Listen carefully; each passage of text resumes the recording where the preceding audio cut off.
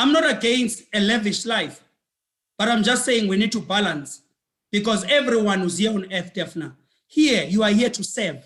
Our biggest mistake is to come to take from the world. We are here to give to the world. Welcome to a new season of Leadership Live podcast, where talented people become extraordinary leaders. I'm Daphne Horowitz, and I'm here to help you cut through the noise and talk about real leadership issues. Down to earth, solid, caring and confident leadership. No theory, no pie in the sky, no frills or fluff. Because this is what the world needs most right now. For you to lead with confidence, clarity and impact, so that you can build a business that builds people, grows profit, and makes a difference. Mandla Lamba is a disruptor of the status quo. If I had to sum up my impression of him in one word, it would be courageous. He's driven, passionate, purpose-driven, and a leader. His mission is to provide financial freedom to the people of Africa in his lifetime by teaching them how to become wealthy enough with the tools, resources, and education so that they can continue the chain of giving within the community. His purpose is to weed out corruption and live his unique purpose to just give back. He says that if he could become who he is today, based on where he came from and the challenges that he's faced, then anyone can do it. And that should certainly be inspiration for people to try and just contribute, give back, and do the work. And he certainly has had his fair share of challenges. He spent time in jail, and he opens up about it for the first time in this public way. He was almost killed for his money, and he continues to live by his faith and values, choosing to see every challenge as a God-given preparation for what's to come next in terms of living his unique purpose. Today, he's CEO of Agilitee, which is all about bringing electric vehicles to South Africa and beyond that are solar powered, so that people can have affordable mobility, be able to get to work and even run their own businesses, and in a way that's not dependent on electricity, because we know this is expensive and in short supply in South Africa at the moment. His faith and his singular belief that he's put on this earth with a unique purpose, and that is to give, is what gives him and keeps him in momentum. So continuing to make Africa a better place to live. This conversation was riveting. It's full of energy and passion. You can just hear it in everything that Mandla says. So listen in to really take part in Mandla's unique energy and drive. And I want to add that before we started the recording, we spoke about a lot of the challenges that are facing South Africa at the moment. And I did ask him what is his view of the future for South Africa. And that's unfortunately something that was not captured on the recording. So I really just want to share this here. And that is to say that he is incredibly optimistic and sees a lot of opportunity in South Africa. And that's what drives him. That's his purpose. And he really believes in transforming the culture and community, putting women in the driver's seat, bridging the race and gender gaps, and not succumbing to corruption, and really making a difference in a wonderful way. So enjoy this interview with Mandla. Certainly is worth listening to, worth spending some time with us today. I'm certainly feel grateful that we had this opportunity. And as always, for great leadership resources and information about our events and programs, head on to my website at daphneHorowitz.com and grab yourself a copy of my book, Weekly Habits for Extraordinary Leaders, available on Amazon. And also you can grab a taste of it on my website, where I offer a free sample. I am super excited to have you on our show today, Mandla Lamba. Welcome. Thank you so much for having me, Daphne. And I should actually say Dr. Mandla Lamba. You've got a PhD in international organizational leadership, which is absolutely awesome. I'm going to give a bit of an introduction. You have got so many achievements and you are so inspiring, and already from our quick introductory conversation, I can just feel your passion for business, for having a purpose, for South Africa, for changing the landscape of how we do business and how we create our future as South Africans. So I'm just connecting to all of that already. But just to give a little bit of the more formal stuff. So Dr. Mandla Lamba founded Agilitee in 2018 and has been described as one of the most influential young entrepreneurs of his generation, widely respected for his work in the financial markets. His ingenuity and craftiness has helped create a number of world-class businesses. And right now you are in the fourth industrial revolution, at the forefront of the fourth industrial revolution, creating green technology and electric vehicles. We'll talk about that. But also, you've had various roles, Mandla, in establishing Verity Hearst, to heading up market-changing companies in the mining, farming, semiconductor, financial services, energy and agricultural industries. So lots and lots. Chief Investment Officer of Verity Hearst, Chairman of Veracity Resources, and also Chairman of Paradigm Property Group. So lots of titles. And I actually know that that's only the tip of the iceberg, because I can hear your passion for transformation. So both on gender, race, leading South Africa into the future. You are just a leader in every way, in everything that you do. And I really want to touch some of the stories that you have to share with us today. So I'm very excited about having you here. So thank you for having me, Daphna. Pleasure.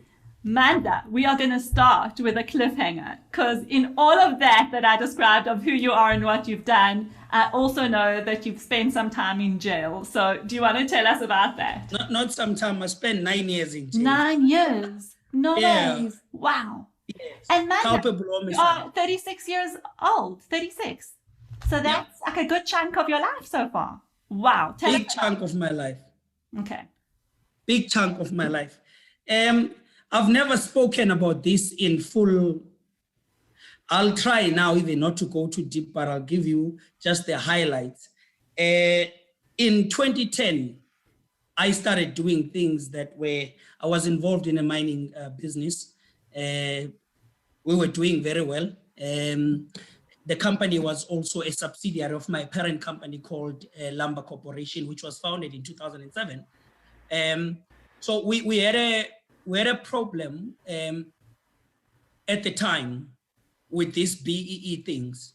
Okay. So every time there was an opportunity for a Black BEE partner, I remember we went to a listed company on the JSE at the time. We met the CEO in his Houghton office, myself and some people I can't mention on the line. Okay. And then when we got there, they said, we can't do this deal, because if you're going to BEE, you need to have political influence for the things we will need in politics in order for the business to grow. I said, okay, we don't have political influence. So few months later, I was introduced to some people that I ended up knowing some political powers in the country. And I was introduced in a nightclub. So young me, I was 24 and drinking and enjoying myself.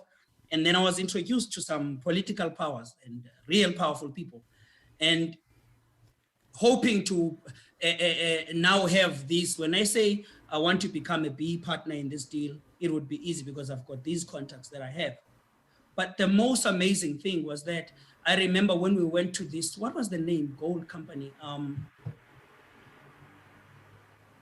I was going to drop the name, Galaxy Gold. Now okay. I remember. Galaxy Gold. That's the name of the company. It was listed on the JSE. I met the CEO with these certain individuals, and we approached them. And now I had the political connects that I needed. This company was looking for a BE partner. And then we met with them, and discussions were had at the time. And you will not believe me. And they listened, and then we left. And after we left, the deal terms changed now after we left the company. Now my company was no longer going to be the 30% BE partner. Now it was changing now from being a 30%, me, I was going to control 2%, 28% was going to be taken by certain politicians. That's when I said, I'm not going to be interested in this. Wow. This is not how I work. Because now this is clean fronting, which is the same problem I've been raising, Daphna, we have in South Africa, unfortunately, something called white monopoly capital. It's a group of individuals, supposedly, allegedly, in the Western Cape. They call them white monopoly capital because they monopolize industries. So I said, okay, I've been hearing about white monopoly capital, but I didn't know that there was black monopoly capital. Today I'm witnessing it for the first time. You were seeing the other side of it. Wow. For the first time, so they were using you as a front for whatever they wanted to do. So and you walked away. You walked away. I walked away from the entire thing. It was not just this deal. There were other deals affiliated that we were embarking on. Then I walked away. And because I was young and I was drinking too much, I threatened to speak. Okay. That landed me in jail. Wow. You know, same day I was in prison. And the funny part, when I was arrested, the things that were said to me, it's things that I spoke about with certain individual in a certain place. So it just connected. Wow. Wow. So you can see how quickly the powers that be, political powers, it just connected. Went into just action connected to silence you. To silence you. To silence me. That's what we would all think, that I was being silenced, not to speak. Mm-hmm. But I learned later it was God at work. Okay, hold on a sec. So before you tell us about that, just tell me, hold on a sec. What were you arrested for, Mandla? I was arrested for a culpable homicide. Yeah. That my car was involved in a car accident where 2 people died. And then later they added a case that I had defrauded taxi owners. And I said, wow, taxi owners, no one takes money from a taxi owner and leaves. Not in South Africa, they kill you. The story is built up, but there was no tangibility. And 9 years in jail. What was that like? 9 years. It was painful, but like I was saying, it was God at work, because I only learned later that this was God doing this, because while I was sitting in jail, one day I was woken up sleeping by a young man called Mzwakhe there from Alexandra. He woke me up and said, "Tawatela, wake up." And then I woke up. He said, "There's a gentleman downstairs who wants to see you." I said, "Gentleman?" I said, "Okay." I dressed up and I went downstairs. When I got downstairs, you'd never believe what happened. I met a gentleman who said, "Do you remember a call you received in 2010 saying there's a mining opportunity in Lesotho for diamonds, and you were already scheduled for that meeting? Your secretary had confirmed the meeting." I said, "Yes, I do remember that." He even mentioned the name of the mine they had mentioned. I said, "Yes, I remember that." He says, "That meeting was not actually a meeting. We were paid to come and kidnap you, transfer every cent you have in your bank, and kill you." Wow. I was 24, but there were people sitting and planning evil things like that. Wow. So now I'm sitting. So you're a disruptor, Mandla. Do you see? So I'm sitting now in prison, facing my supposed hijacker, kidnapper, and killer. Wow. What was that? And then he says to me, and these were not politicians that sent him, by the way. It was another gangster from South Africa. He's not South African, he's from another country, but very dangerous individual. So he's been doing this. This is how he's make his money. When he hears on the news there's someone with money, he would do this and orchestrate it. Wow. So he confessed this to me. I said, wow. So was this a money-driven thing? They wanted your money? For them, it was just money. Okay. It was non-political. But I'm trying to show you how God could allow the same politicians. So the fact that you were in jail actually saved your life, is what you're saying? It saved my life. Wow. It saved my life. Prison saved my life. Wow. Amazing that you can see it that way. That's really taking a challenging, horrible circumstance and saying, okay, here's the good that happened, because if I wasn't in jail, I probably would not be alive today. Yeah, if I didn't go to jail, I would be dead. That's for sure. Wow, really? So Amanda, if you look back at your time in prison, and I'm sure 9 years is a very long time to spend there, what are some of the lessons maybe that you've learned from that experience? How did it change you as a person? How did it contribute to your leadership? What I've learned through the experience, there's a lot of things I've learned. one of the things that I am grateful to have gone to prison for was the ability to spend time with people who have no hope. Wow. I had to spend time with people who are in an environment that is secluded from communities. I had to spend time with people who could not pretend to be something they are not, the realest people. So when I studied their flaws and looked at the mistakes they made, those caused to question myself. If they are like that and they're humans like me, what of me?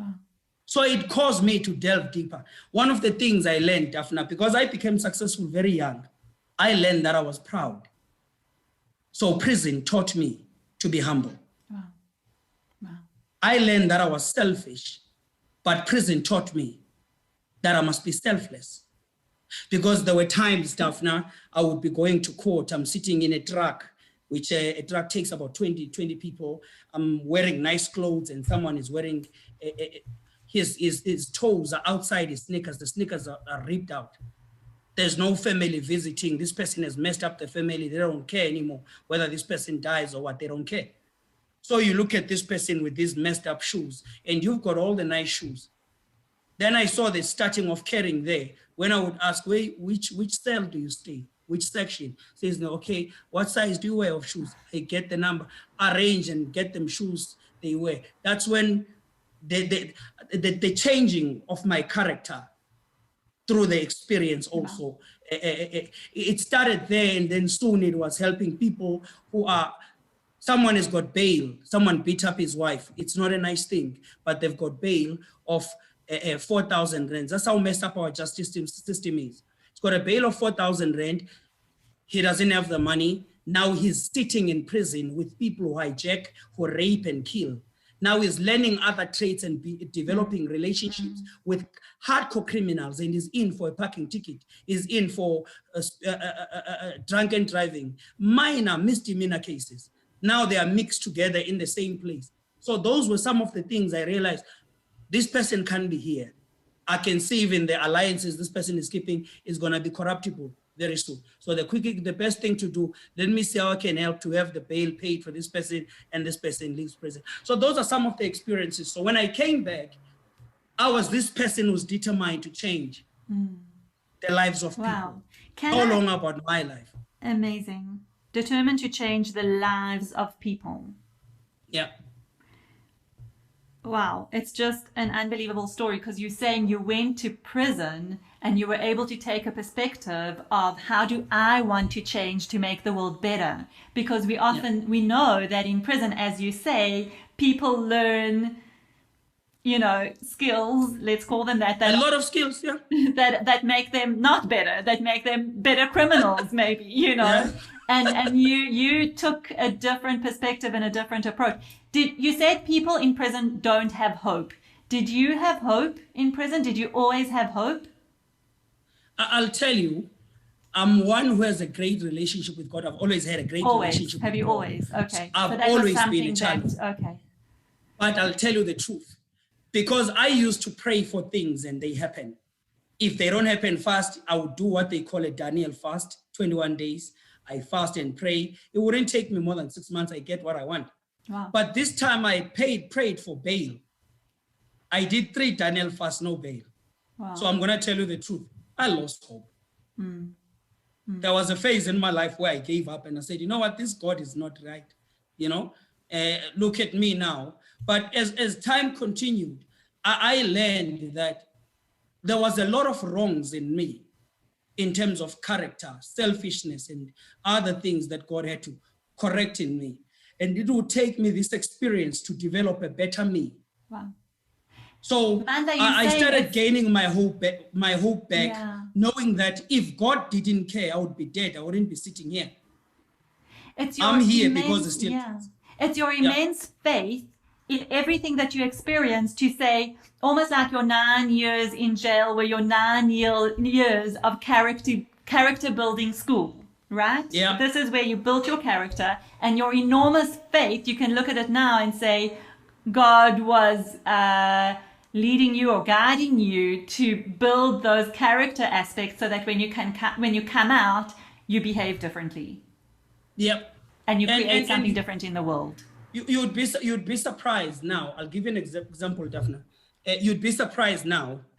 Do you know now when someone brings me trouble, I just laugh because I've been through worse. Yeah.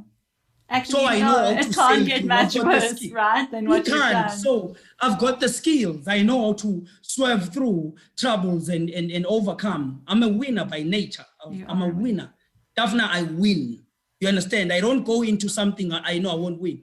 So just to show you something, you spoke about my company, Veritiest. Veritiest is a private equity firm. We invest in companies listed on the Johannesburg Stock Exchange, some with an aim to control or to take over, some with just minority holdings. So when I came back, one of the things that happened, so that you can see God will perfect his purpose. God won't start something and he doesn't finish it. So when I came back, the first week I came back, I started seeing, and I'll actually send to you this so you can watch it. Okay.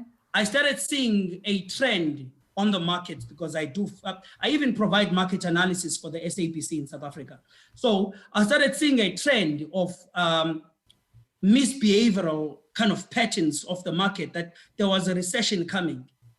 So I started getting platforms to talk about recession. That was in 2019, March.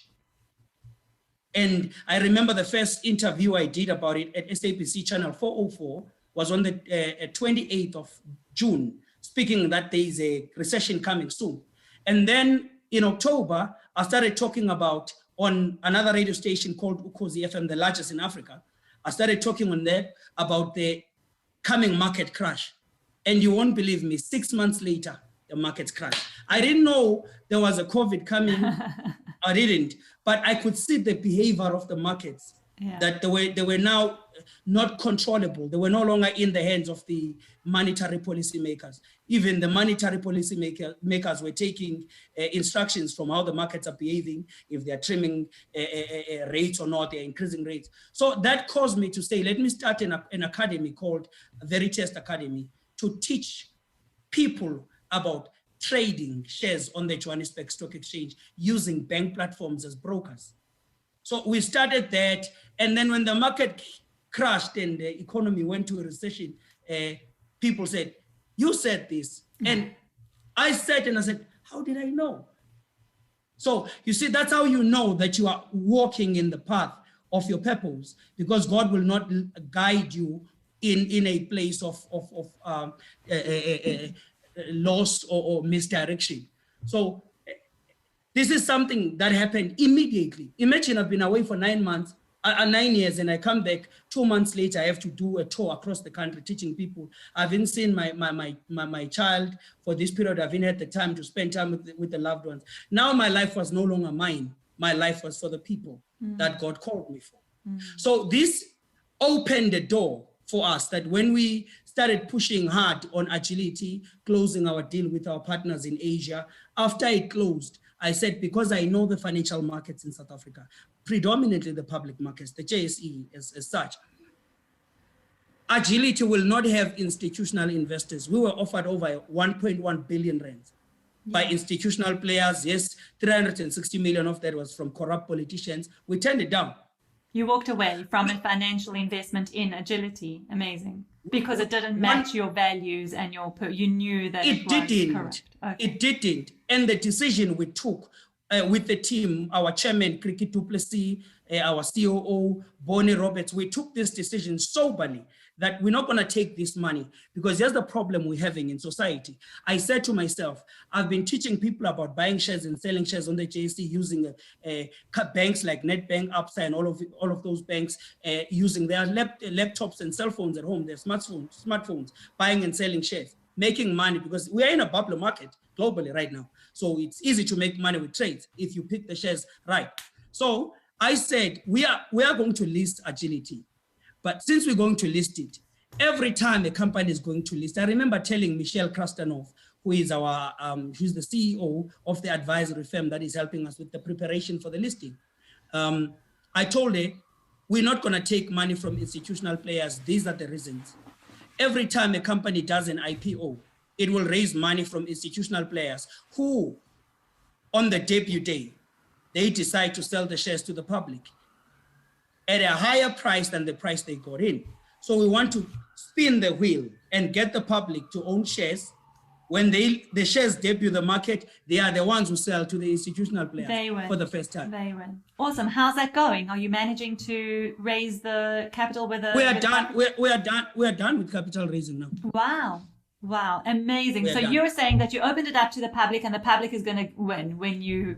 We did a crowdfunding platform on Facebook. Okay, nice. And it managed by us, and it worked. Sure. So tell me about Agilitee. How did you get to Agilitee? So you talked about financial markets, educating people how to trade on the stock exchange or the JSE. How did you move into Agilitee? Where did that come from? Okay. And tell us about Agilitee, just so for the listeners. Agilitee is about. Okay. Tell us. Yeah, Agilitee is a green tech company and also an electric vehicles manufacturing company. So Agilitee came when we realized that the corruption in South Africa was raw. We are going into a phase of so much load shedding in South Africa. No, I know about which is a result of corruption. And then we said to ourselves, load shedding is the plan, just because I've got a lot of global listeners, so I don't know if everybody knows what load shedding is, but we who lived in South Africa know load shedding all too well. It's planned, what do we call it, disruption or a disconnection from electricity, so that there's no power for certain periods, and can be often every day for a few hours, and sometimes scheduled 3-4 times a week. And this is what South Africans are living with. So often taking the supply of electricity into their own hands by buying their own generators for their houses, businesses, so that, the economy can keep running. Yeah. So we looked at the load shedding. We said we have a problem of load shedding in South Africa. That's number one, which is a result of corruption. And the second thing, we have a problem of jobs being lost in South Africa. Number two, also a result of corruption, because the economy is on a decline, on its knees because of corruption. Funds are not deployed where they're supposed to go. They go to certain individual persons, looking after certain individual families at the expense of the entire population of the country. So you look at those things, and then you realize that this is not getting any better. People are losing jobs. Even the ones who are still keeping jobs are no longer paid the full salaries. They're taking salary cuts and all of the pay cuts at work. So we said, this is an opportunity for us to come up with means for them to travel and go to work. Okay, that is cheaper and more. Okay. Petrol prices are going up, but jobs are getting finished in our country. Jobs, salaries, pays are getting cut in our country. So we took a decision. I said, let's go into the EV space. I believe it's a solution for a problem that's coming. It's already here, but it's going to be magnified in no time. So let's do it while we still can, and get it from the grassroots right away. So that's what brought Agilitee to existence. And you've launched your first electric motorcycles, from what I understand. Yeah, we've got 3 of them. We have 3 models: Wild Grace. We've got Wild Grace. We've got a Lodex, which is a delivery scooter, and then we've got the one for students. It's called RTF, and we're busy building our first 4-wheeler. And we were thinking we're gonna go to market in 2023 with it. It looks like it's gonna be, if not late this year, it's gonna be early sometime next year. Wow! So it's ahead of schedule. It's going to be ahead of schedule. And I love the idea of the electric motorbikes, because I can see that if it's an affordable vehicle, it actually creates job opportunities for deliveries and people to get to work, and exactly as you were saying. So really helping to contribute to the economy, to the job. It does a lot, and given the fact that you don't need electricity from Eskom to charge. You can charge using a solar. We've got solar power, which is a green tech. It helps. People don't have to charge the bikes at home. We use a system. So you're not, of course. You need to solve that problem of load shedding, because if there's no electricity, So it's all solar panel driven. And I also read somewhere that you can pop into an Agilitee dealership and just exchange your battery. You don't have to sit around. We swap batteries. You don't have to charge. You swap the battery, you take the old battery that is almost finished, you put it in the machine, you take the full battery, you put it in your vehicle, carry on with your driving. Yeah. Yeah. And I love that you've built this company on investment from channels. You didn't just take money wherever it was offered to you. You actually also said no. You said no to millions of dollars And because here's you the wanted funny to do it thing. the right way. With that, I need to bring it on the record. We turned down 200 million rand from Stellenbosch. But today there are politicians who are calling me a puppet of Stellenbosch because we turned down the 360 million rands from them, from dirty money. We didn't just turn down dirty money from those corrupt politicians. We also turned down 200 million rands from Stellenbosch. Okay. And that was clean money. But we decided not to take the money because it was not going to be a right kind of money for what we are trying to build. You talk about a values fit. It did not fit with the values that you want to the direction of the company doesn't need that kind of money because the value we can't change. You see, Daphna, now I'm talking to you on an international platform. Then when you are sitting in the country where you are now, and I'm sitting in South Africa, tomorrow I do opposite of what I'm saying. I cannot be trusted because it means if I change what I say and what I believe in, my beliefs are easily shifted depending who I'm dealing with, that I'm not a leader to trust. So I believe in building a business based on principles that cannot be broken by money or influence. Wow. If you are a businessman, they say there's Warren Buffett in America is coming to South Africa, he wants to invest. Right now, we got approached by BlackRock. They approached our chairman last week. They were asking if we don't need money, BlackRock in Asia. You know, I told the chair, no, we don't want money from BlackRock. We're not interested. So I'm just showing you, it doesn't matter who brings it. If it's not the kind of money we want for where we are going and for who we are, because there are values we stand for, that can never be broken by a check. Who are you? What are your values, your key solid values? My values, I'm a man of purpose. And I believe that the purpose of God for my life will be fulfilled in me being original, not copycatting, not being unique. The vessel that I was created to be for fellow human beings is what I have to be. We have different vessels that God uses, like builders. God is a builder. A builder will use a different instrument to dig the foundation. But when the foundation is done, they use something different to build the wall. When they get to the windows, they use something different. God is like that. So everyone under the sun has got a specificity in design.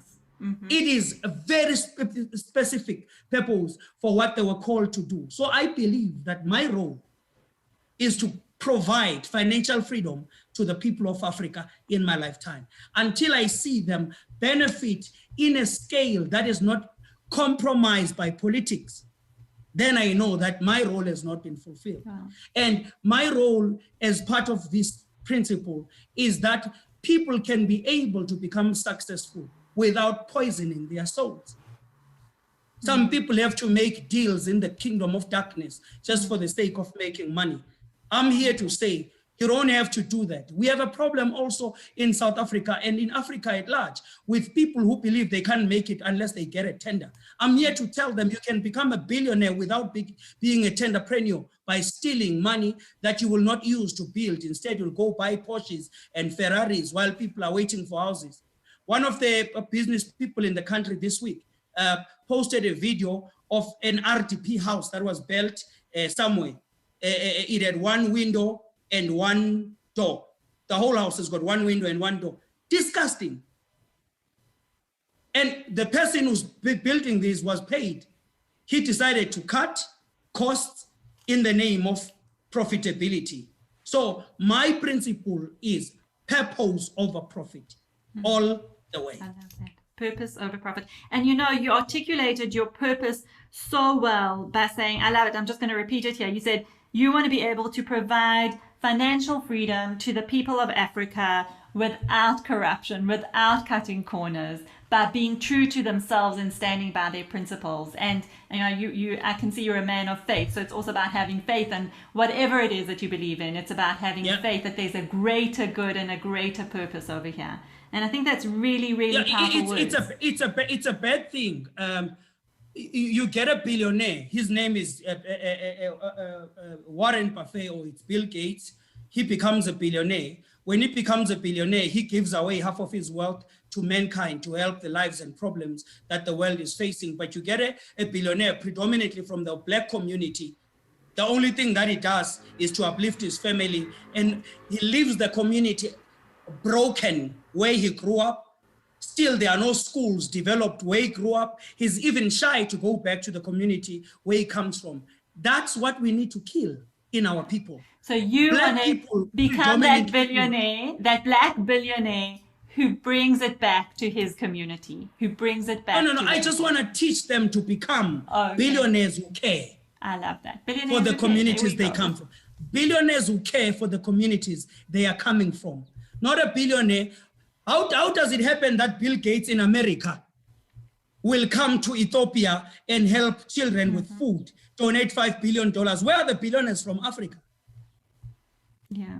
Don't we have enough millionaires and billionaires in Africa to take care of the ills of our society, that we have to wait for Bill Gates or Melinda Gates Foundation? For these big heroes. You see what I'm saying? We've got our internal heroes, our local heroes almost. Where are they? It's a call for them. Where are they? And then they make money. We hear they bought a new private jet. Yeah.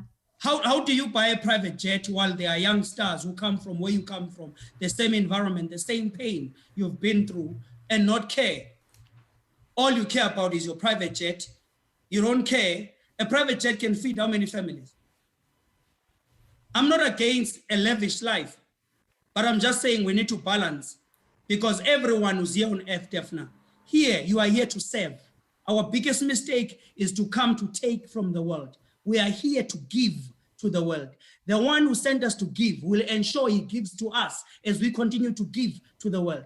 But we have a corruptible system that you can just throw in a brown envelope. You change the entire verbiage in society, because this is what we've become in Africa.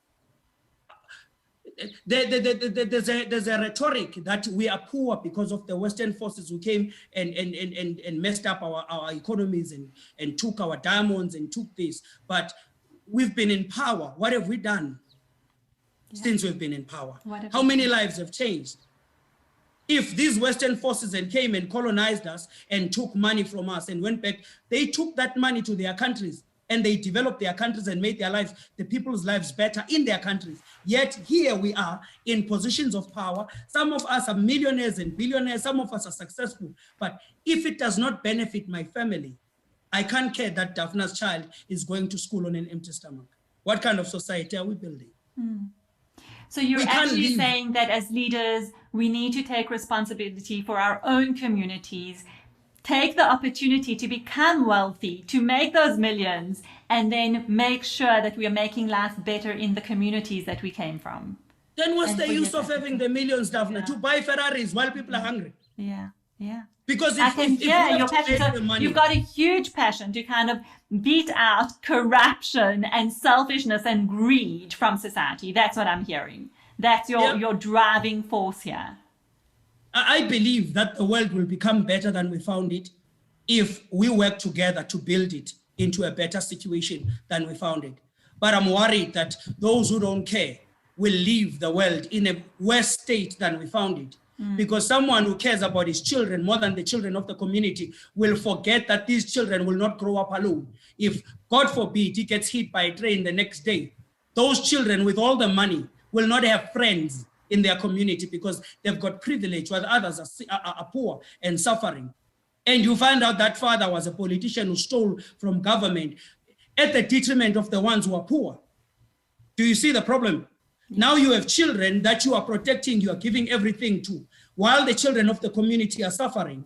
You forget that one day God will call your name and you die and leave these kids.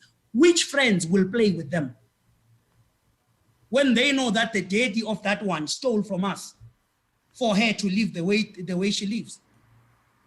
We are killing the society ourselves in Africa. It's not someone from outside who's killing Africa. It is Africans killing Africa. I love that, because for me, it's a call to take responsibility for our actions, for all of us, take responsibility for our actions and for our the ripple effect of our actions on the community. And it's, how do we take responsibility for ourselves? Don't look out there to be saved or rescued. Actually create your own circumstances that you can uplift yourselves and contribute to yourselves and your community. So how do we do that? Mandla, how do we do that? So it sounds to me like you're in the fortunate that you've had challenges. You've risen beyond those challenges. It sounds like you're in good shape and good circumstances. But what do you say to people who are still on the journey, who aren't in the fortunate position maybe that you're in? What do you say to them? How do they uplift themselves? Who do they look to? How do they grow? They need to look to. I made an example yesterday with my woman, Kim. I said, we are at home this weekend. It's a long weekend in South Africa. We have privilege. We've got finances. We're fine. We're not broke. But we decided to sit at home. We're not going anywhere. But I know some who are still building far, far away from where we are already. But right now they are sitting in nice places, enjoying long weekends and booking expensive hotels and burning money just to look like. We have a society that wants to look like. Don't understand that you don't need to look like, you need to be. For you to be, you need to be an investor. You can't invest in a business until you've invested in yourself. You are the first biggest asset of your company. You invest in yourself, load yourself up with more knowledge every day. Read more books, read more, seek more understanding, seek more knowledge, talk to people who are successful and those who failed. I was saying this on LinkedIn a week ago, that there's a problem also. There are leaders who failed definitely in business dismally and they've not been able to come back. And the youngsters are not going for leaders who failed. They want the ones who've made it to mentor them.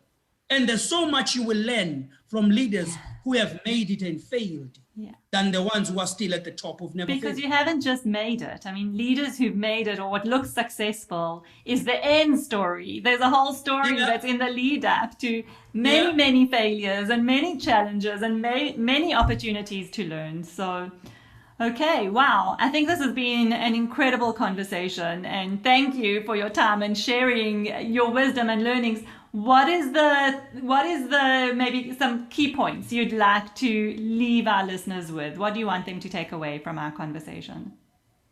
The key points I would like to leave with your listeners is, first and foremost,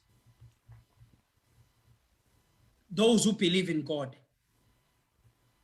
Let us not be hypocritical about believing in God and putting God first. We claim to put God first. Putting God first is putting what God cares about most. That's people first. If you want to be mightily used of whether the power of the universe or you want to be used by God, whatever that you call it, you need to start caring by understanding that life is not about you. It's about those. For you, your life is not about you. It is about those you are sent to. God will send someone for your life to care for you, as long as you care for those you are sent to. It's not about us. Let's become selfless. Let's not be tired in doing good. Let's not be tired in helping where we can. Let's not allow to see people suffer when we have means to change their circumstances. Let us become the leaders that young stars across the globe will look up to and say, one day I want to be like him. I want to be like her. Let us become those who pave a new way. We are already in a new world order. This is a new world order we're moving into now. If we're not embracing the new world order, people are going to lose jobs. Machines are going to replace. People are going to need help. If we're going to continue being selfish, people are going to die of hunger. Let us raise a new breed of entrepreneurs who will build businesses that will change lives, not their own lives, change other people's lives. I've learned one time when I was in trouble, Daphne, in my closing, when I was sitting in prison, I learned something very painful. There were 6 young stars that I had paid for them to go study medicine before I got arrested. When the banks were frozen, my accounts were frozen while I was in jail, my lawyers couldn't be paid. I had a Bentley parked at my house. I had a Lamborghini parked. I had a few cars in nice houses parked. But I was sitting in jail. They were not coming to help me while I was in jail. But one day, I was called at visit. When I went to visit there, I found an old man sitting there saying, "Young man, are you Mandla Lamba?" I said, "Yes, I am." He says, "Do you know these girls?" I looked at one, but I couldn't remember because they were now grown up. Then she says, "These girls, you helped them to study medicine. You paid for their scholarship. They saw you on the news and they said, since you are in this trouble, they need me to come and help you since you helped them." On that day, I learned that helping people is not really helping them, it's helping yourself. Don't claim to be successful because you've got nice cars and successful businesses. You are not successful until you are able to look behind you and see how many lives change because of you. Beautiful. That's really awesome. Thank you. Yes, it's about your impact. It's about your impact on people and your contribution.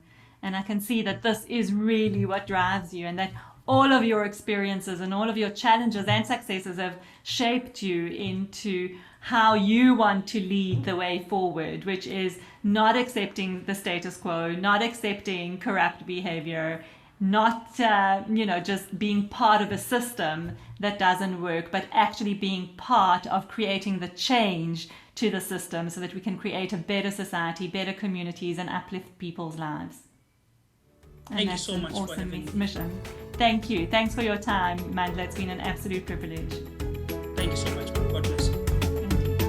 This wraps up another episode of Leadership Live. Thank you for joining us today. And now let's continue the conversation. Do you have any questions, comments, or suggestions? Connect with me on LinkedIn or head on to my website at daphnahorovitz.com, where you can download a free sample of my new book, Weekly Habits for Extraordinary Leaders. If you enjoyed this episode, be sure to share it with a friend so that I can continue to reach and support leaders just like you. So tune in next week to Leadership Live, where talented people become extraordinary leaders.